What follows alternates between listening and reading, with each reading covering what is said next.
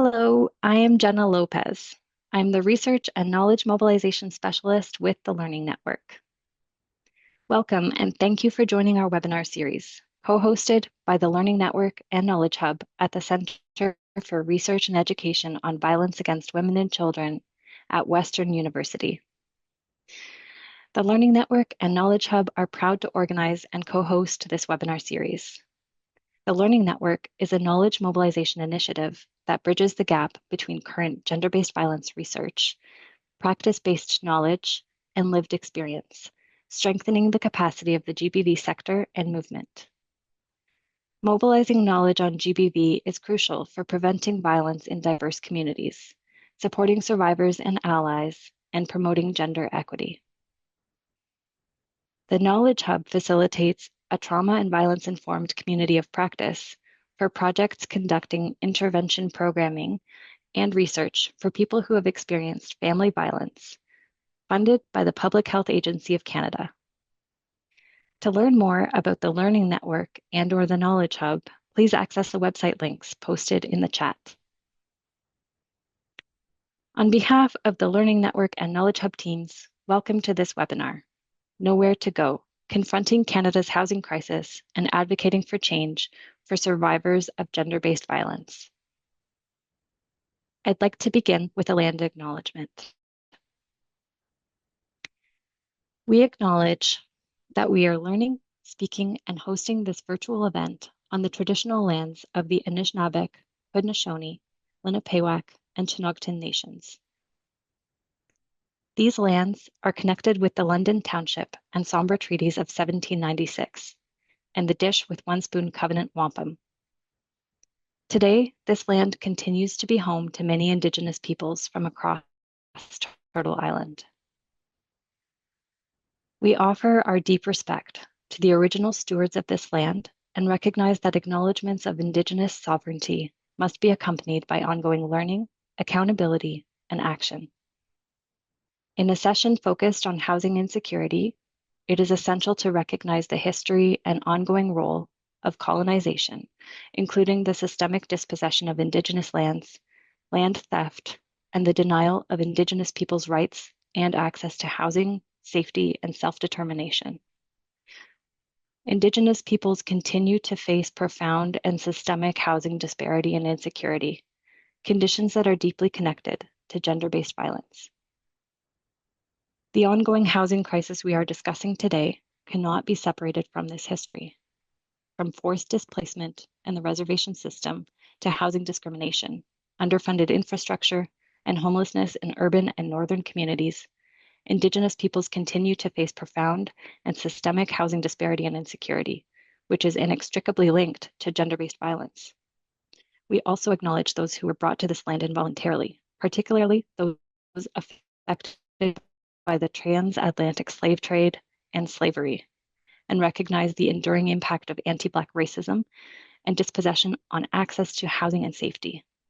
The Learning Network and Knowledge Hub recognize our responsibility to ensure that our work challenges colonialism, anti-Black racism, and all systems of oppression that shape who has access to safe, secure housing and who does not.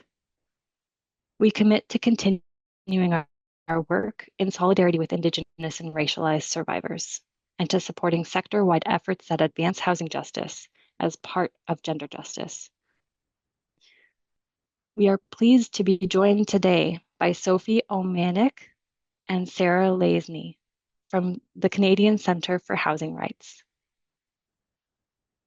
Before I introduce our speakers, I want to briefly mention that they are both joining us from the Canadian Centre for Housing Rights, or CCHR, Canada's leading organization working to advance the right to housing. CCHR supports renters, conducts research, and advocates for rights-based housing policy at all levels of government. Sophie Omanik is a senior researcher at the Canadian Centre for Housing Rights and a PhD candidate in geography at the City University of New York. Her work focuses on advancing housing justice through research, especially in relation to marginalized communities, including survivors of gender-based violence and newcomers to Canada. Her doctoral research explores the financialization of housing in Canada and the US, with a focus on gender, race, and class. Sarah Lacey is a senior policy advisor at the Canadian Centre for Housing Rights. She brings a background in architecture and urban planning and has spent the past decade advocating for the right to housing, both in Canada and internationally.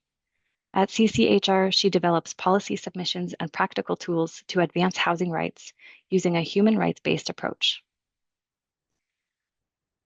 You can find more details and their full bios in the link provided in the chat. Welcome, Sophie and Sarah.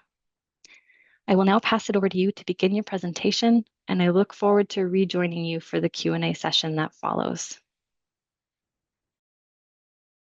Hi there. Thanks so much, Jenna. And thanks, I want to thank all the folks at the Learning Network and Knowledge Hub for having us here today and for all of the work that they've done to support this webinar, including interpretation.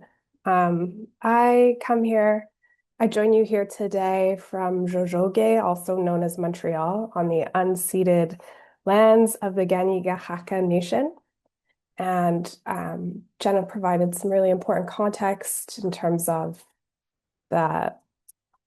in her land acknowledgement in relation to the housing crisis. And, in a context of a housing crisis where First Nations and Métis and Inuit people disproportionately experience housing insecurity and settlers disproportionately reap the profits of rising land values, I really think that this is important to hold with us today and keep in mind as we move through our discussion.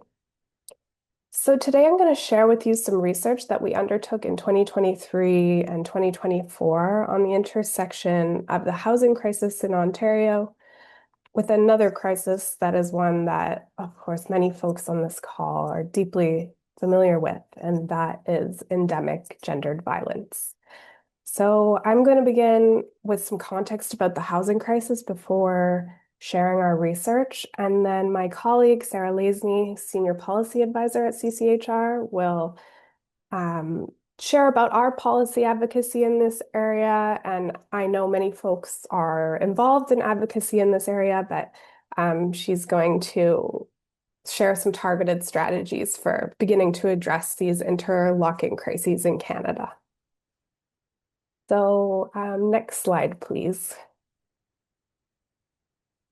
It's probably not a surprise to folks that Canada has been experiencing a housing crisis. It's a pretty hot topic right now. But in talking about housing crisis, I really want to acknowledge that for many people in Canada, housing has been in crisis for decades, if not centuries, on this land. And so I like to keep that in mind in talking about a housing crisis, but in recent years, this housing crisis has deepened and come to impact larger numbers of people. So in terms of the numbers, we have 1.7 million households or 3.3 million individuals in core housing need. And core housing need is a metric that is used by Statistics Canada and the Canada Mortgage and Housing Corporation, often referred to as CMHC, to assess the number of people that are living in unsuitable or unaffordable housing. Over 118,000 people accessed emergency shelters in 2023.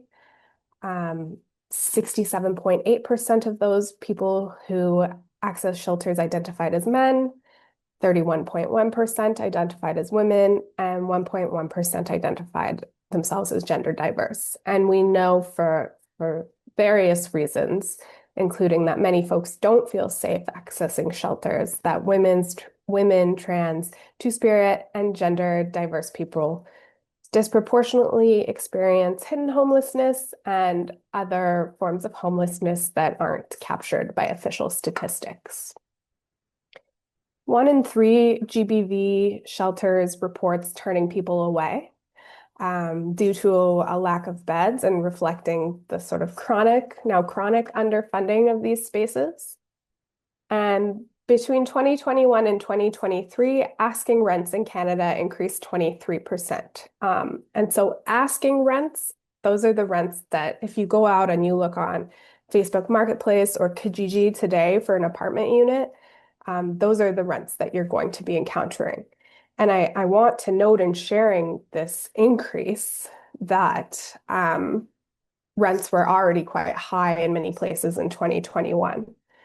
So today, the average rent and average rents are different than this asking rent figure, which because average rents will include long-standing tenancies that may have been subject to rent control. And so if someone's been living in a rent-controlled apartment since the early 1990s, that unit is going to be more affordable. So those units are going to be captured in an average rent metric.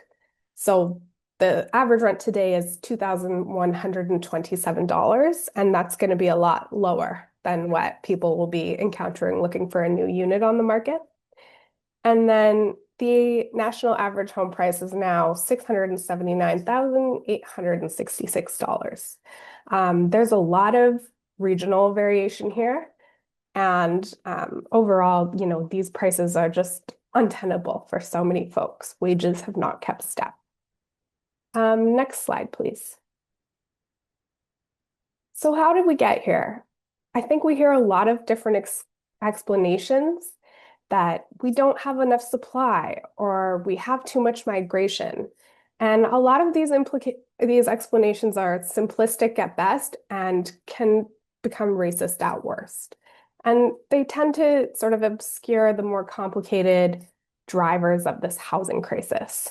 So in the 1990s, the federal government downloaded the responsibility for housing and public housing to the provinces. And at this time, they stopped building and funding public housing largely. So there was a time when 20% of new housing construction was public housing in the 1960s and 70s. And now for several decades, that number has been 0%. Sorry, I'm just closing the chat here. And this was part of a shift away from government investment in public, social, and essential services. So we've seen them pull back from healthcare spending, social service spending, and education spending, among other areas. And at the same time, we saw provinces roll back tenant protections. So we have the erosion of rent control, the creation of loopholes, things like vacancy decontrol, which means that landlords can raise rents as much as they want in between tenants, giving them an incentive to pursue tenant turnover. And all of these factors, plus low interest rates, mean that housing became an attractive investment. And as there was more housing demand, housing prices began to increase significantly. And this is really all happening in a context in which fewer people have access to decent pensions, meaning that for many, their housing assets became a retirement plan. And this is glossing over a lot of history in one slide, but it's slightly more complicated than, just trying to understand it as pure supply and demand or too many folks coming. Next slide, please. And, housing is something that is different than other things that we buy and sell. And there's a tension between our need for housing, how we use housing as a socially necessary refuge from the world, that is a precondition for many other aspects of our lives. And, for survivors in particular, it's a precondition for living a life free of gendered abuse, for feeling secure, for accessing other services, for healing. And there's a tension with housing as something that we buy and sell and use as an investment. And our government policies have often emphasized this economic value over this social value of housing. And I think for many of us, and for few groups more than survivors, this is really creating immense challenges. So today, housing is an asset class. It's what we often refer to as the financialization of housing. 1 in 6 Canadian homeowners own multiple properties. Institutional investors own an estimated 20% of our purpose-built rental stock, and they are going to have different objectives than what we sometimes call like a mom and pop landlord who are perhaps more responsive to their tenants because they're engaged with them every day, but there's this sort of layer of separation when you have an investment firm owning rental housing.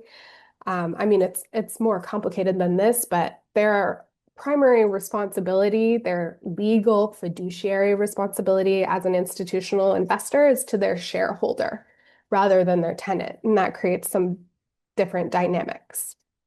And so overall, we have a really high demand for housing. And these systemic drivers directly shape the options or lack thereof available to survivors in seeking safe and secure housing. And so when we talk about housing precarity, it's not an abstract issue. It's playing out daily in the lives of women, trans, two-spirit, and gender diverse people across this country. And to reiterate, for survivors of gender-based violence, housing is not just shelter, it's foundational for safety, stability, and healing. And without it, without access to adequate housing, as the research study I'm going to share with you will demonstrate, leaving an abusive situation, protecting children, or accessing other supports can become extremely difficult. Next slide, please. So I just want to touch on some of the sort of intersectional implications of this housing crisis. Um, the housing crisis is not impacting people evenly along intersectional lines. And also, before I sort of get into the information presented in the next two slides, I just want to note that we're using the term Women Plus to reflect the language used by Statistics Canada from where we're drawing this information. And that this category that Statistics Canada uses and that folks, have rightfully raised issue with includes trans, two-spirit, and gender diverse people who are also disproportionately impacted by housing insecurity and gender diverse and gender-based violence. So women experience a higher incidence of core housing need than men. 21% of women plus renters experience core housing need. 18.8% of racialized women plus are in core housing need compared to 8.5% of white women plus. We know that 21% of lone parent households headed by women plus are in core housing need, and 14.6% of women plus over the age of 75 experience core housing need. And in this housing crisis context, housing instability is both a cause and consequence of gender-based violence. And so what I mean here is that people are forced to remain in situations in which they're experiencing GBV because of the housing crisis.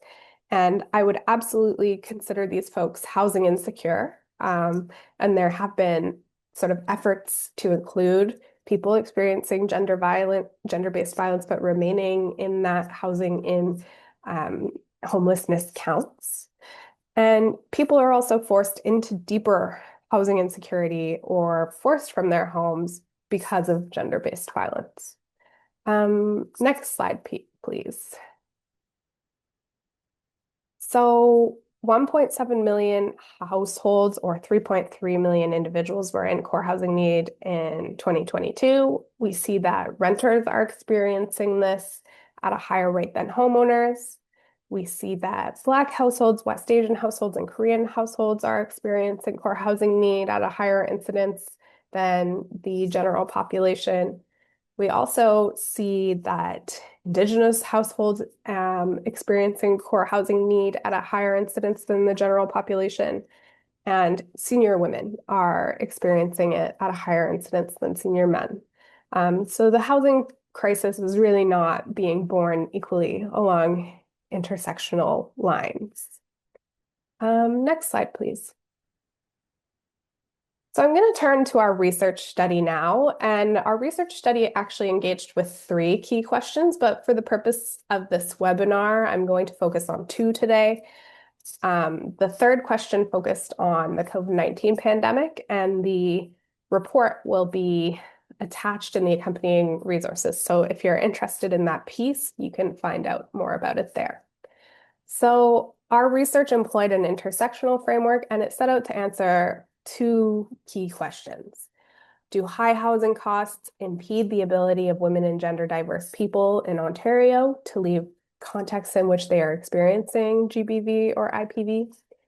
And do different housing market conditions and characteristics impact the ability to leave a domestic partnership in which an individual is experiencing GBV? And so really trying to understand um, how experiences are different in different sized communities and with different housing market conditions. A lot of research tends to focus on major urban areas.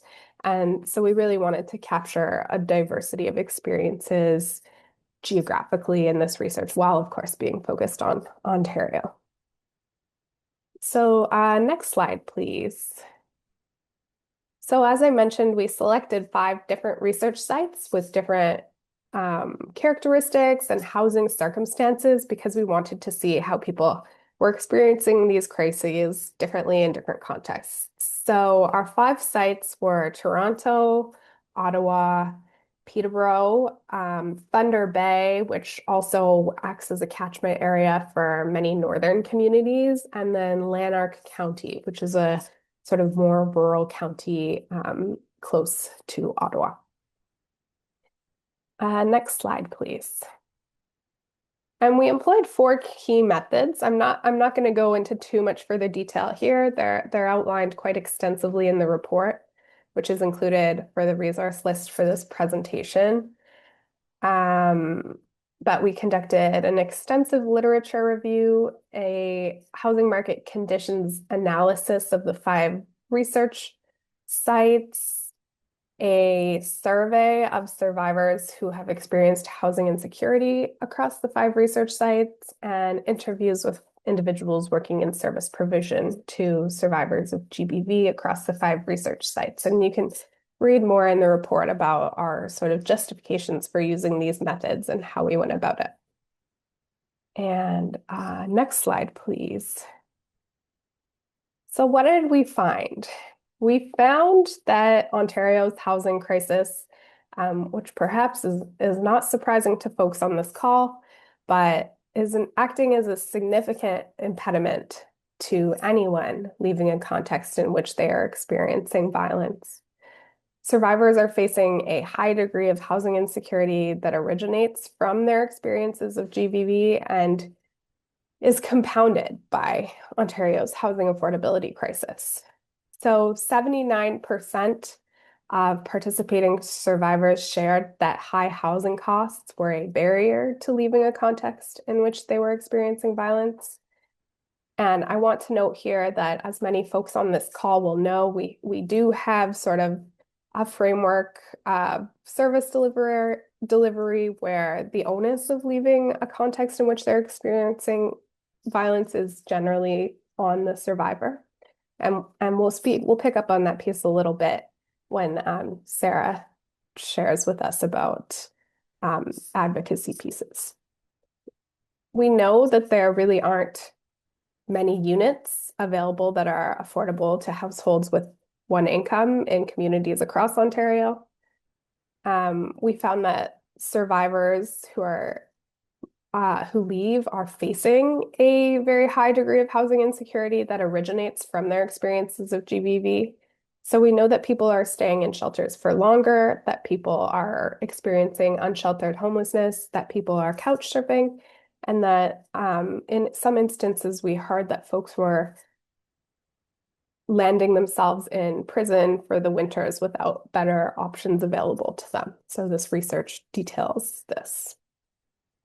And this housing insecurity is very much compounded by Ontario's housing affordability crisis. We found that most survivors were not able to access private market housing based on a whole range of barriers that we'll discuss in more detail. And that accessing social housing through the special priority policy, which most provinces have a priority policy to give survivors the opportunity to access social housing sort of at the beginning of the list, but we know that now takes years to access. And we also heard from people working in service provision that they too experienced housing insecurity. So the price of housing has risen in communities all over Ontario over the last 5 to 10 years, and wages have not kept pace. And investments in community services um, have also stagnated. So we know that folks are working really hard to keep shelter spaces and other programming running with few resources available, and that this is also translating into service providers themselves experiencing housing insecurity.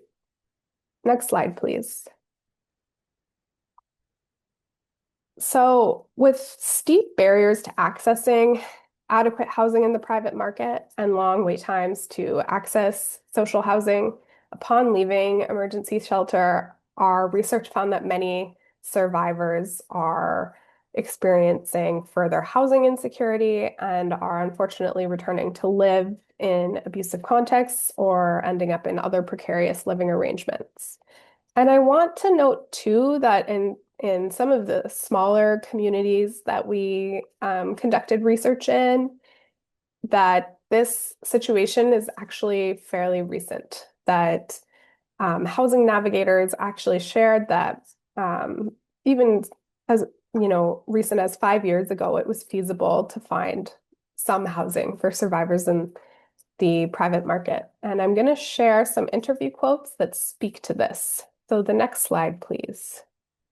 So one frontline worker in a mid-sized community told us, my work used to be helping women leave, and now a lot of my work is helping women stay as safe as possible while they stay.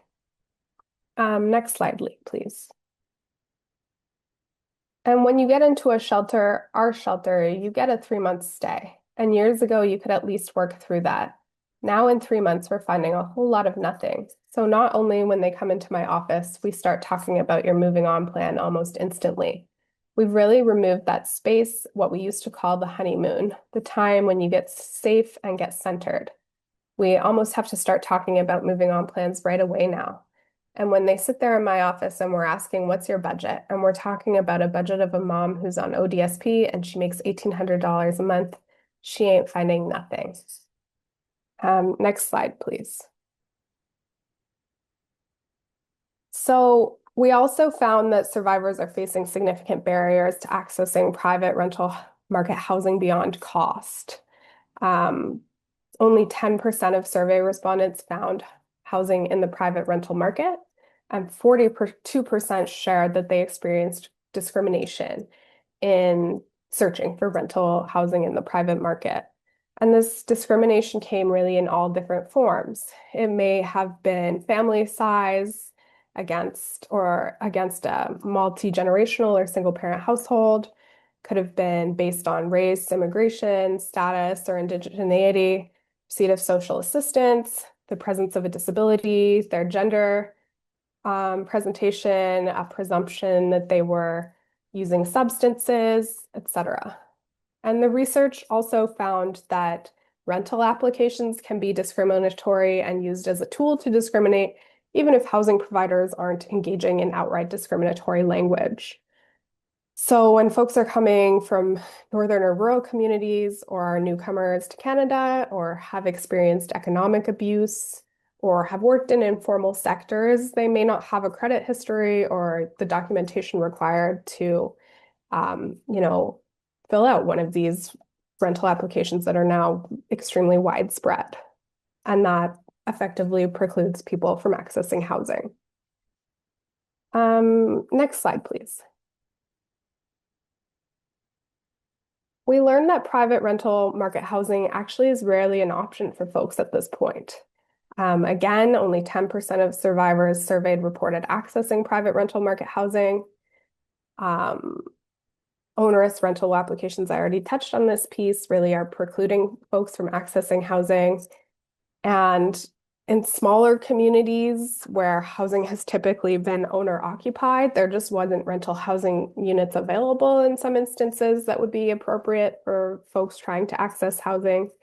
Smaller communities in particular, without public transit networks, the barriers to finding housing where Someone can access childcare or a laundromat without having to constantly take a taxi are immense. Um, in smaller communities too, we learned that there are issues with anonymity where everyone knows each other. Survivors may not be able to find housing that is not in some way connected to an abuser. Um, and when survivors can access private rental market housing, our research found that they often were faced with both unaffordable and unsafe housing conditions, and were even subject to further abuse from landlords. A lot of the housing that is available to folks on a single income is also not in a good state of repair. Next slide, please. So now you have applications where you also have to come up with references in the private market, and you also have to sign off on them checking your credit background. This is like next to impossible for a lot of people who live up north or are coming from rural areas because we know the credit is going to be pretty shabby. And so this was a frontline worker in a small community. Next slide, please.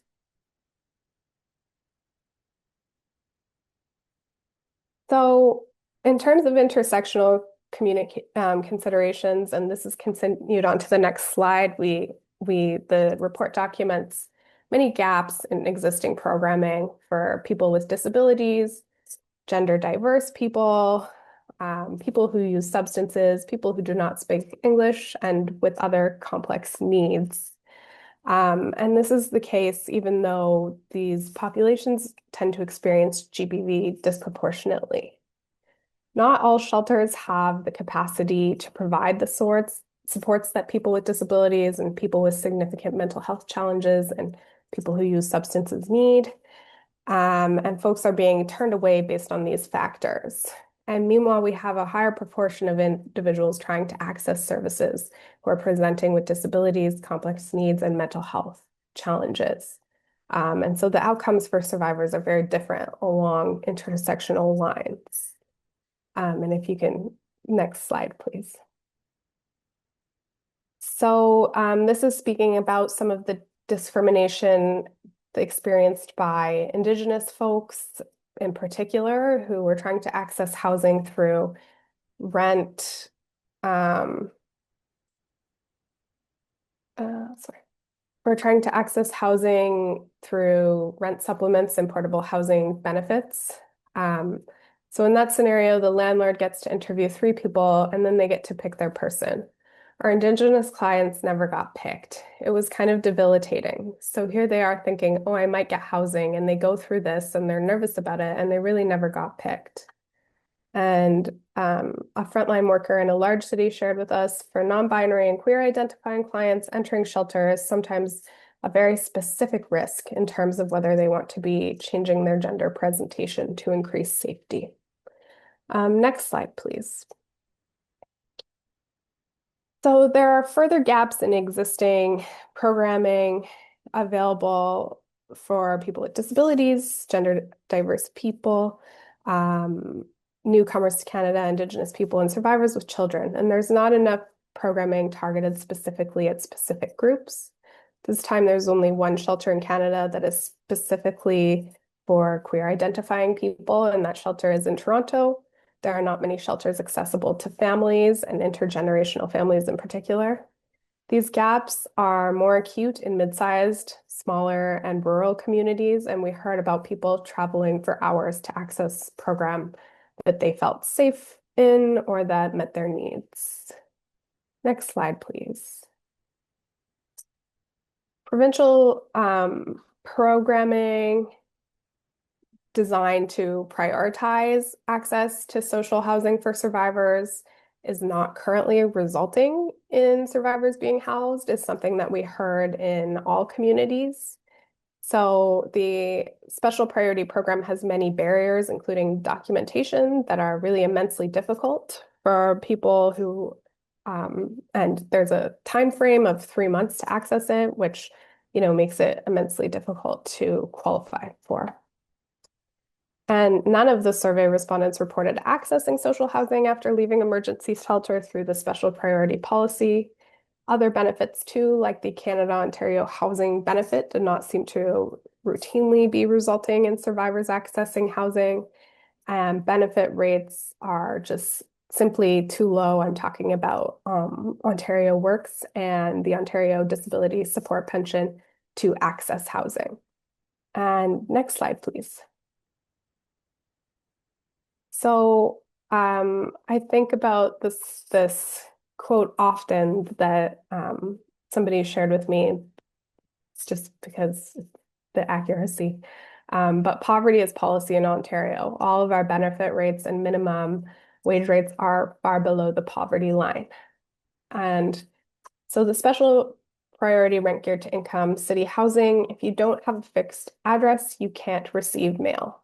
This city's housing corporation, as an example, sends a request to update every year. If you don't update it, they remove you. So I have women who have thought they've been on the list for years and haven't been because they were removed. And that's it for my proportion of the presentation. So I'm going to now pass it over to my colleague Sarah to talk about CCHR's advocacy in this area and how we can sort of become involved in addressing these challenges that survivors face in accessing housing to create better outcomes for survivors. Thank you so much, Sophie. Hi, everyone. So for the next part of the presentation, I will walk you through a rights-based approach to developing policies that address GBV prevention through housing security.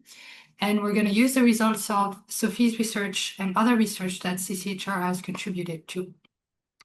So first, we will look at the kind of obligations that Canadian governments have towards survivors of GBV under international law. We will then look at the gaps between these obligations, what is being implemented, and the impacts of current housing policies on survivors. Finally, we will explore policy solutions to bridge those gaps and what you can do to advocate for these solutions. Next slide, please. So Canada has signed several international treaties that protect the right to housing for women and other groups that are most at risk of experiencing GBV. First, there's the International Covenant on Economic, Social, and Cultural Rights, or ICSCR, and this is the treaty that affirms housing as a fundamental right. There are other treaties that reaffirm the right to housing for the groups most impacted by GBV, namely women, racialized women, Indigenous women, and women with disabilities. So there's CEDAW, the Convention on the Elimination of All Forms of Discrimination Against Women. Then there's ICERD, the International Convention on the Elimination of All Forms of Racial Discrimination. UNDRIP, the United Nations Declaration on the Rights of Indigenous Peoples. And there is the CRPD, the Convention on the Rights of Persons with Disabilities. So these treaties contain human rights protections to ensure that these groups can have equal enjoyment of their right to housing. First, all of these treaties state that women, Indigenous people, racialized groups, and people with disabilities should be protected against discrimination. In addition, the ICSCR explains that the right to housing should be ensured to everyone, regardless of their income or access to financial resources. There are also equity measures provided under these treaties to make sure that women, Indigenous people, and people with disabilities do have equal enjoyment of their right to housing. For example, the UN committee responsible for overseeing the implementation of CEDAW recommends that women survivors of GBV should have access to shelters and other social supports. UNDRIP states that Indigenous people should have decision-making power about housing programs affecting them and the right to run these programs through their own institutions. Finally, the CRPD explains that people with disabilities should have access to barrier-free housing and services to ensure that they can live independently while being included in the community. So in a nutshell, what these treaties mean for survivors of GBV is that they have a right to housing that is safe, adequate, and affordable. They have a right to not be discriminated against because of their gender, race, ethnicity, disability, or economic status. And there should be equity measures in place to ensure they can enjoy the right to housing on an equal basis with other groups. As a signatory to these treaties, Canada has an obligation to realize the right to housing for survivors of GBV. And this obligation applies to all levels of government. This means that the federal, provincial, territorial, and municipal governments should take concerted actions to ensure that first, there is enough supply of safe, adequate, and affordable housing, that the groups most impacted by GBV are not discriminated against in housing, and that housing programs are tailored to respond to the housing needs of survivors. So Canada has taken steps to advance the right to housing and fulfill those international obligations through the adoption of the National Housing Strategy in 2019 and the implementation of the National Housing Strategy since 2017. But there are several funding, policy, and legal gaps that need to be addressed. First, we're going to talk about the need to address a lack of understanding of the issue. So as the research led by Sophie demonstrated, gender-based violence is a housing issue. We see that more and more women and gender diverse people are experiencing GBV and housing insecurity in spite of significant investments in housing under the National Housing Strategy. This is because current housing programs rarely consider the unique ways in which women and gender diverse people experience housing insecurity and its intersection with GBV. A clear manifestation of this intersection is that amongst women and gender diverse people who have experienced homelessness, 75% are survivors of GBV. Next slide, please. So to create gender-responsive housing solutions, it's essential to consider how survivors of GBV experience homelessness and the kind of barriers they face to exiting homelessness. So let's look at the first column in the diagram to the left, which speaks about escaping abuse. First, it's very difficult for victims of GBV to live in an abusive home and maintain housing security at the same time. Most jurisdictions will allow survivors of GBV to end their lease early, but no jurisdiction has residential tenancy laws that allow them to remain in their home and have the abuser removed. So if they want to leave the abuser, the onus is on them to leave the home. If they lose their home, survivors often have nowhere to go. So their only choice is to alternate between different forms of homelessness, which is what we're looking at in the second column in the diagram in yellow. For those who are able to leave, about 1 in 5 survivors will live in housing in need of major repairs or in overcrowded conditions. This is also called relative homelessness. 2 out of 5 will live in situations of hidden homelessness, like couch surfing, doubling up with relatives or friends, living in short-term rentals, or sleeping in their cars. 1 in 4 survivors will turn to violence against women shelters and emergency shelters. About 1 in 10 will experience street-level homelessness and will be forced to sleep rough. So just because they live in an abusive home doesn't mean that survivors are safe from being victimized. Survivors will encounter several threats to their safety, whether they're living in situations of relative, hidden, or visible homelessness. If we look at the first box at the top, the first threat is the threat of eviction. So economic evictions are more likely to occur in older buildings, and survivors who live in inadequate housing, they're more at risk of being evicted due to rent evictions and evictions. This is in addition to the health and safety risks that they face related to squalor and overcrowding. Going down to the second box, survivors experiencing hidden homelessness often have to spend all of their savings and deplete their social supports because they cannot rely on the people offering accommodation forever, and they have to move multiple times to remain sheltered. Going to the third box below, one issue is that there just aren't enough beds in the shelter sector to accommodate survivors of GBV. In addition to a lack of capacity in VAW shelters, there are very few gender-specific shelters, and women and gender diverse people are forced to use co-ed shelters where they are more at risk of being discriminated against and assaulted. And for the last box, when they experience visible homelessness, survivors face even higher odds of harassment and assault when sleeping rough. I just want to make a quick point here that experiences of housing insecurity, they're particularly challenging for women with disabilities because they're more likely than any other group to experience visible homelessness as a result of GBV. This is in part because there are very few housing and shelter options that can respond to their accessibility needs, and in part because they face acute discrimination from service providers in both the housing and shelter sectors. So now we're going to move on to the barriers to housing stabilization in the third and fourth columns in the diagram. For survivors trying to exit homelessness, pathways to housing stabilization are severely limited by housing financialization and discrimination. So market housing is too expensive. There is not enough supply of deeply affordable housing, and there's increased competition for available units. So that means that survivors who are usually economically vulnerable, or if they're financially dependent on the abuser, they just don't have the means to compete for housing that could meet their needs. They also face more discrimination in the housing market compared to the general population. For example, they are asked for more documentation and references in rental housing applications.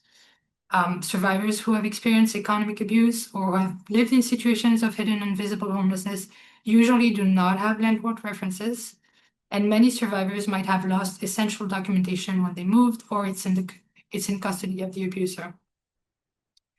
Now, survivors who have been evicted as a result of the abuser's actions or who have been through the shelter system are often discriminated against because of the stigma associated with those circumstances. In addition, many survivors have to deal with mental health or substance use issues as a result of the violence and trauma they experienced. This means that survivors are excluded from accessing supportive and transitional housing options that have abstinence-based policies. This can prevent them from accessing social or community housing that requires survivors to move through the shelter and transitional housing systems long enough so that they were considered to ready enough to be in permanent housing. And in addition, heavy bureaucracy, long wait lists for subsidized housing also make it almost impossible for survivors to secure housing that is safe, adequate, and affordable to them. So what happens then? Well, studies have shown that over 30% of survivors coming out of the shelter system will return to an abusive home for lack of adequate housing or adequate shelter options. To conclude on this slide, survivors of GBV face multiple systemic barriers that put safe and affordable housing out of reach. Because of these barriers, survivors are trapped in successive cycles of violence and homelessness, where they are forced to choose between being without a home or remaining in an abusive home. Next slide, please.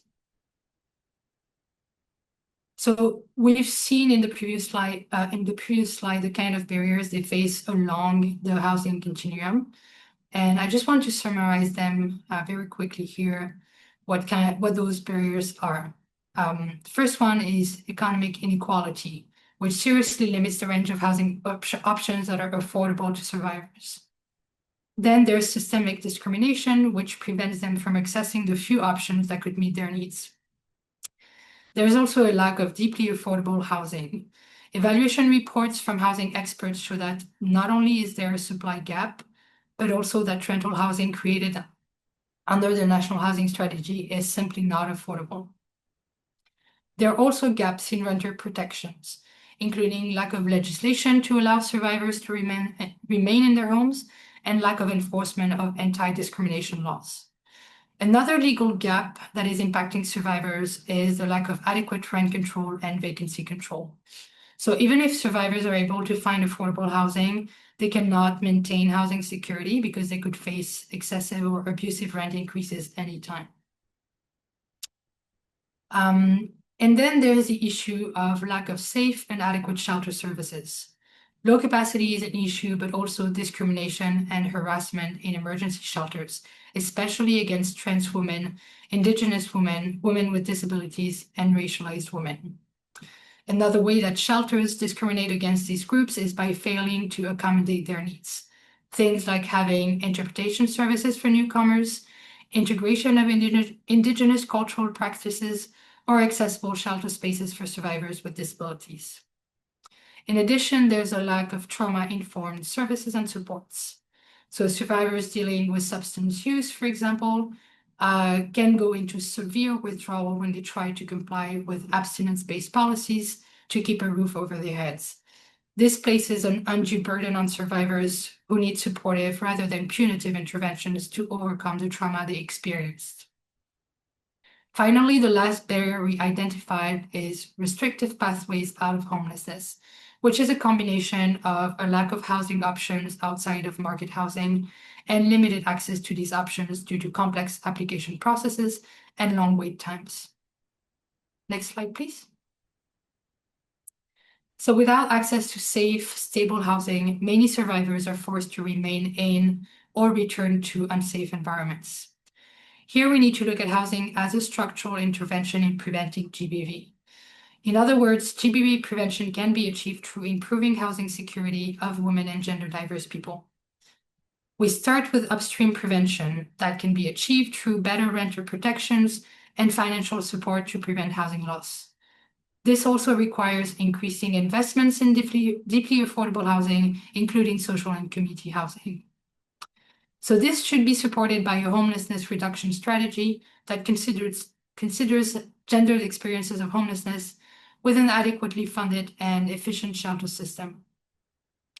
Finally, downstream interventions should focus on breaking the staircase model out of homelessness through low or no barrier access and tailored housing navigation services. This also requires increasing investments in supportive and transitional housing programs. And across the entire process, it's important to adopt an inclusive, gender-sensitive, and decolonialist approach to ensure that these interventions are truly responsive to the needs of women and gender-diverse people, especially trans and two-spirit women, Indigenous women, racialized women, and women with disabilities. Next slide, please. So we're going back to another diagram. So if we remove the structural barriers to housing security while providing gender-responsive housing solutions, the result should be that there are more housing options available to survivors of GBV immediately when they leave an abusive home, and ideally even before that. First, there should be more social and supportive housing and fast-track access to prioritize survivors of GBV. Safe at home programming could complement the range of subsidized housing options available. Safe at home housing helps survivors to remain in their homes while supporting abusers to transition into a new home. Some survivors might still have to go through the shelter system, so there should be enough gender-responsive shelter options for women and gender diverse people to prevent survivors from experiencing street-level homelessness. There should also be low barrier access to transitional and permanent housing options, like Housing First programs, with adequate wraparound services along the way. Finally, having trauma-informed and gender-responsive housing navigation services throughout the process can help lift some of the administrative and financial barriers to accessing housing in the private rental market. Next slide, please. So now we're moving on to what Canadian governments should do to comply with their obligations under international law and address all of those policy and legal gaps. In March of this year, we wrote a submission to the National Housing Council's review panel on the right to housing for women and gender diverse people.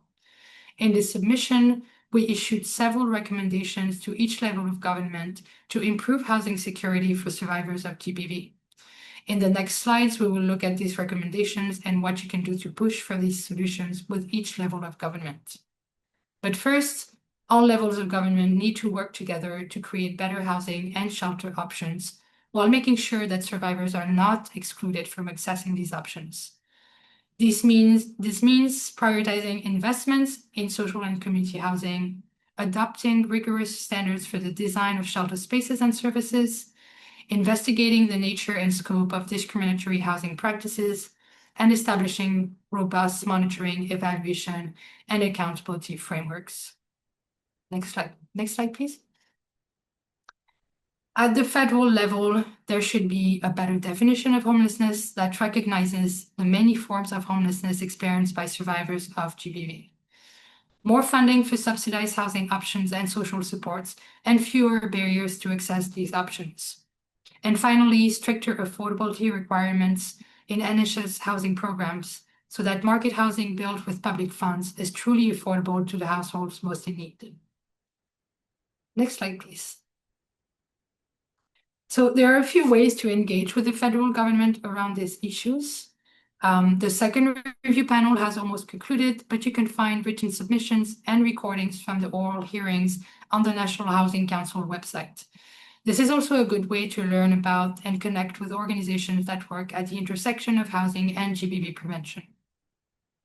Then the Women's National Housing and Homelessness Network has prepared an excellent community organizers guide to guide organizations, community groups, and individuals in mobilizing around the right to housing and engaging with review panels.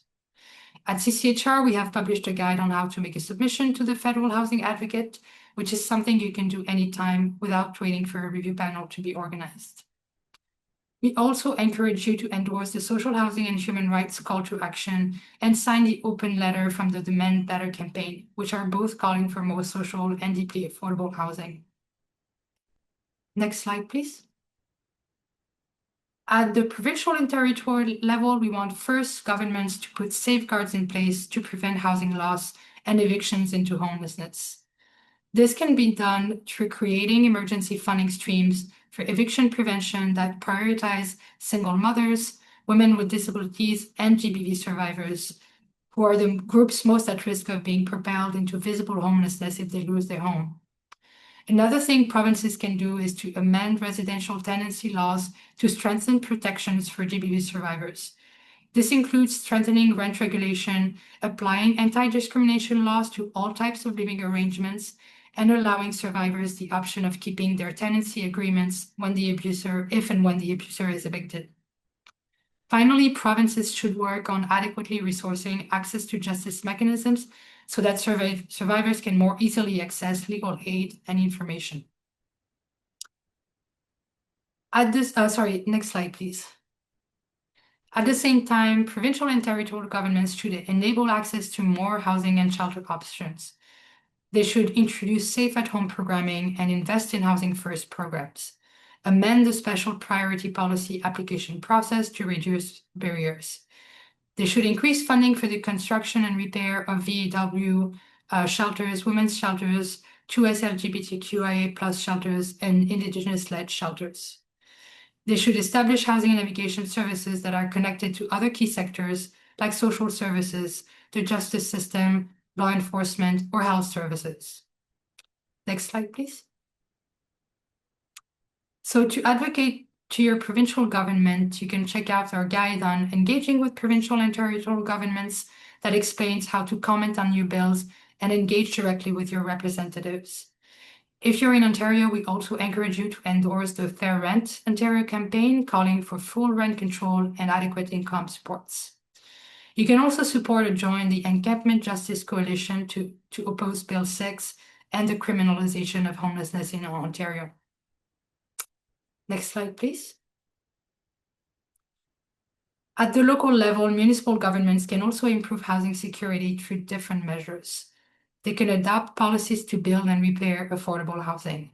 So zoning bylaws like inclusionary zoning, upzoning, density bonusing, and transit-oriented development can help create more affordable housing across the city. Enforcement of property maintenance standards and rental licensing programs can help to preserve the existing affordable housing stock. Municipalities can also support a more responsive and efficient shelter sector by increasing funding to build shelter staff capacity in delivering gender-responsive, culturally appropriate, and trauma-informed services. Next slide, please. So in terms of resources to support your local advocacy efforts, we have published a guide on engaging with local governments that explains how to prepare submissions and deputations to City Council. You can also decide to support community advocates in your area or start your own advocacy group. We have included several practical tools to do just that in our guide on community-based mobilization and advocacy. If you're in the Toronto area, we encourage you to join the City of Toronto's Housing Rights Advisory Committee or write directly to the Housing Ombudsman to bring pressing issues to their attention. We also encourage you to connect with the Right to Housing Coalition, which has been working for several years with CCHR on rights-based reviews of the city's housing policies. Next slide, please. So engaging with different levels of government is important to advocate for structural changes. But there are also things that you can do directly as service providers to improve housing security and prevent GBV. You can adopt the GBV prevention framework to support clients and employees. This includes having a clear GBV prevention policy in place, conducting a risk assessment in the workplace or in clients' housing, developing building safety plans and personal safety plans, and other measures. So CCHR regularly delivers legal education trainings to service providers that explain those measures. Please feel free to reach out to myself or Sophie after the webinar if you're interested in learning more about these workshops. Service providers can also work to deliver trauma-informed and culturally competent services, which are essential to accommodating survivors' needs and avoiding re-traumatization. You can also provide accessible and inclusive spaces for survivors with disabilities, including those who have non-visible disabilities. Inclusive spaces and services should also consider the needs of Indigenous clients and clients from non-Canadian cultures. Then having a residence committee can help ensure the equal participation of survivors in the decisions affecting them. Another helpful action you can take is to build a vast referral network to help survivors find the supports they need, including housing and shelter services. And lastly, we all need to work together and coordinate our advocacy efforts to all levels of government. There is strength in numbers, and there is also strength in having a unified message. I just wanted to mention here that all of the recommendations you see on this slide are the result of a research project that CCHR undertook in collaboration with the National Right to Housing Network and the Women's National Housing and Homelessness Network on rights-based and gender-sensitive shelter standards. And we will provide a link to the final report in the list of resources that Jenna will send after the webinar. Next slide, please. So before we conclude this presentation, I want to leave you with a few key takeaways or, points for food for thoughts. Housing security is essential to survivors' safety and dignity. Conversely, GBV prevention is crucial to maintaining housing security. There are both upstream and downstream solutions, and coordinated action and collective advocacy are key to making these solutions a reality. So that's it for me. Thank you so much, everyone, for your attention.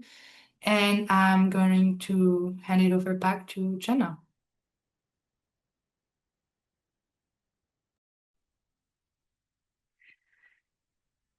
Thank you so much, Sophie and Sarah, for that incredibly thoughtful and insightful presentation.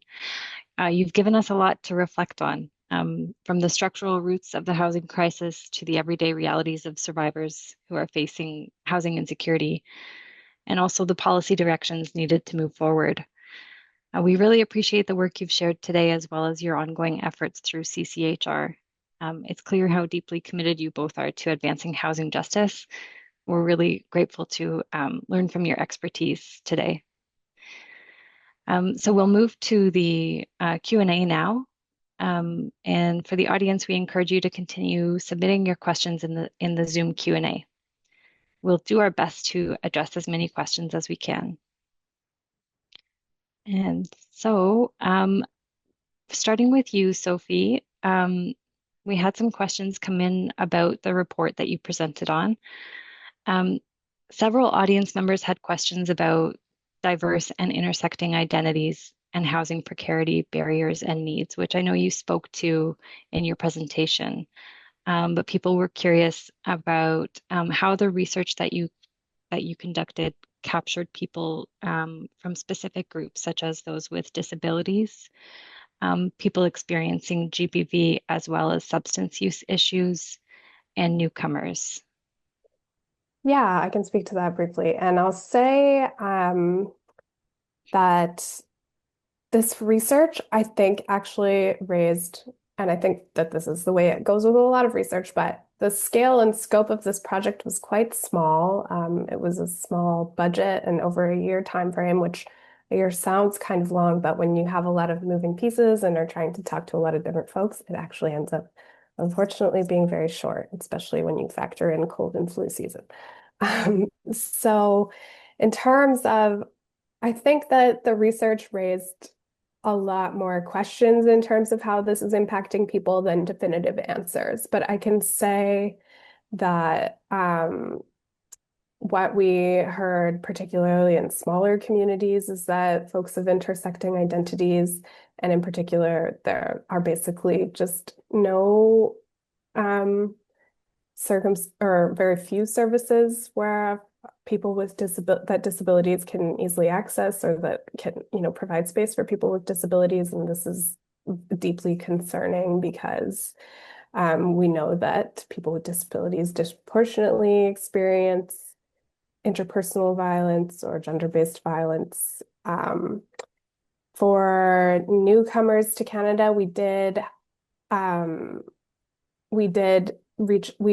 in Toronto in particular, we reached out to shelters that were specific to folks who were newcomers to Canada, and some of those dynamics are discussed in more detail in the report. And then I would say, one constraint or limitation of this research is that we're largely gathering participants through different shelter and service networks. So our participants were sort of limited in terms of who is accessing those. And we know that many folks who have substance abuse issues are excluded from those, or there's not capacity to manage that, and to manage, like, many shelters are dry shelters. And so that I would say, because we were across 5 sites and we had a sort of small time frame, and that we were able to definitively, discern some dynamics, but certainly not everything. And there's much more further research needed. I think the thing in particular about newcomers that came to the front too is that folks were traveling really far to access services that were appropriate or that they felt comfortable accessing, which was a really significant issue too. And the report does detail some more of this, but I would say in general, there's more research needed, and there's also some really amazing existing research as well that is cited in the report too. Thank you, Sophie. We had another audience member ask about the possibility of having mandatory trauma-informed municipal workers in housing, or perhaps housing workers, municipal workers who have education on trauma and violence and gender-based violence. We were wondering if you had any thoughts to share on this suggestion. Sarah, maybe you can speak to that because I think it fits well with the shelter standards research project. Yes, absolutely. Thanks for the question. I think this ties in with the need, like the recommendation that we have about having housing navigation services and having, trauma-informed, gender-sensitive, culturally competent approaches, decolonialist approaches throughout all of those actions and initiatives that we want the governments to take. So it would be great if there was, such a service at the municipal level, but it should also be linked to either a regional housing navigation services or provincial one, because in smaller communities or in remote communities, you need to have that regional coordination. But yeah, definitely agree with that everyone that is working in GBV, in the GBV sector or in GBV intervention, should go through a training on trauma-informed approaches. And I'll add there too that one of the things that just came up so routinely in our research is that the sector is so woefully underfunded, which I think is part of the same dynamics that have really given rise to the housing crisis that we touched on at the start of this presentation. And one of the more comprehensive policy recommendations that are in the report and that are in Sarah's other wonderful work at CCHR touch on the funding, the importance of that funding piece too. Because I think that, we're, working in the nonprofit sector as well. And I think as a sector, we need to be resisting doing more, engaging in more work for non-adequate funding. So that's a tricky piece to navigate, but yeah. Yes, thank you both. Back to that beginning piece, some of the stats that you presented to ground us in what the housing crisis is and how we got here. Sophie, we had a few questions about that. Somebody from the audience asked, can you please clarify the national average rent that you shared? Is that per household and is it across all housing sizes? Yeah, so that would be the CMHC national average rent, which would include basically like their estimation of all apartment units and all housing sizes. So you would anticipate that a bachelor apartment would be a little bit less, and a three-bedroom apartment would be significantly more, probably. I think that metric is somewhat useful because I think it demonstrates how out of reach housing is, but we know there's so much regional variation. And we also know that, as I was talking about, that's going to include long-standing tenancies that were rent controlled. So I live in Montreal, and we have historically had more robust tenant protections. And I do know folks who have managed to hold on to a lease for 15 years, and that lease is costing them $600 a month, which is certainly not what you're going to be finding if you go on Facebook Marketplace. So all of these statistics, I think, are somewhat helpful for illustrative purposes, but have yeah, some blind spots and can't really show the whole picture, of course. Thanks for clarifying. A question for you, Sarah. Somebody from the audience asked, one of the main takeaways from the latter presentation was to coordinate advocacy efforts to all levels of government. This wasn't focused of the research necessarily, but could you speak to successful advocacy efforts to one or more multiple levels of government that service providers and or survivors could use? Off the top of my head, probably not so many examples, but I mean, one very important example is the passing of the National Housing Strategy Act in 2019. So that was the result of collective advocacy throughout Canada with nonprofit organizations, community groups, advocates, people with lived experience. So I would say that's that was a very successful advocacy effort.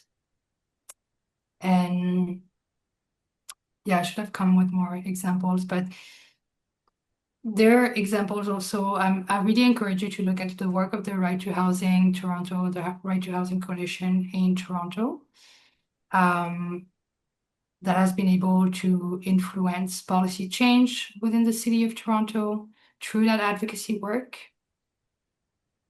Yeah, and I mean, I'm also based in Montreal, and we've seen it, like the work of Quebec-based organization is very impactful. We had last year Bill 31 that was passed that was very controversial, and there were a lot of protests against the most recent rent increase guidelines from the Housing Tribunal. And that led to the housing minister amending legislation around how those rent increase guidelines are calculated, where the part that goes into the landlord's pockets that is supposed to be, the landlord profits is drastically reduced. So there are many, many examples of how collective advocacy can have like long-lasting impacts. But those are the ones that I can think of that have created concrete changes in the legislation. Thank you, Sarah. Sophie, I have another question for you about the research that you spoke to at the beginning, and I think you and I had a bit of a back and forth about this as well. Someone in the audience was asking, were domestic violence shelters included in the research? And I think they mean in the statistics that you presented at the beginning.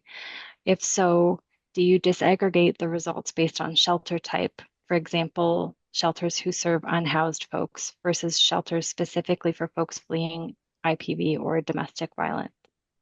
Yeah, yeah, that's a great question. So we reached out to all different kinds of programming. We reached out to GBV shelters, family shelters. We reached out to, day drop-in centers and day kind of programming. We spoke to SDV clinics. We spoke to emergency shelters. And we really had a wide range of perspectives included because we were across the five. Oh, and I should also include we spoke to transitional housing providers as well. So it was a wide range of different service providers. And because the range was so wide and because we were across the five different sites, we weren't really able to disaggregate that data in a way that was really could tell us anything representative. I think that we would need sort of like we could perhaps, go back in the data and think through some different anecdotal factors. And certainly, I think in talking to transitional housing providers, that those were really stabilizing spaces for folks and led to better outcomes. I think, we talked to folks who um, worked in programming related to the special priority policy and were working with the sort of fortunate, I mean, I shouldn't say fortunate, but like the few people that are able to access social housing and those outcomes were better for folks. But I don't think from the sort of data and scope of the research that we had that we could disaggregate anything really definitive there. And that more research would be needed. Thank you. Thanks, Sophie. Another audience member shared that their community is rampant with empty apartments and absentee landlords. Do you have any thoughts or suggestions on this? Sarah, you can probably speak to this a bit more. I think there are sort of experiments in vacancy taxes. I think there's experiments in limiting short-term rentals, and we're sort of at the early stages of these experiments, and we'll see how that goes. But I think that I'll just say in terms of the research, that was really something that came up in the smaller communities, a lot of units either, being purchased as investments and sitting empty, or um, or also used as short-term rentals. And I mean, in my personal view, I think that's sort of an avenue to begin addressing this crisis as quickly as possible, is because we're often, given solutions where we need to build a lot of new housing, but that takes more time than trying to repurpose the existing housing that we have. And Sarah, maybe I'll turn it over to you there. Yeah, I think you've captured it quite well. There are tools like the vacant home tax that could be helpful to create a disincentive to keep, those units vacant, but they're not vacant just because they can't, I mean, they cannot rent because the rent is too high. It's very intentional that those units are not rented. And I mean, there's some concerns maybe around the vacant home tax that this is not enough of a disincentive for property owners who want to use their housing portfolio and housing assets as a tool for speculation. So I'm not sure I have a clear answer on that, but I think it needs to go deeper than that in how the housing market actually works, where we need to find ways to move away from housing as a commodity, financialization of housing, and prevent those kind of, I guess, I don't want to call them predatory practices, but it is kind of. I mean, it's like if you have an entire population that's hungry and you're just hogging all of the bread, then that is predatory behavior. And it's the same that is happening for people who use housing as a tool for speculation. Thanks, Sarah.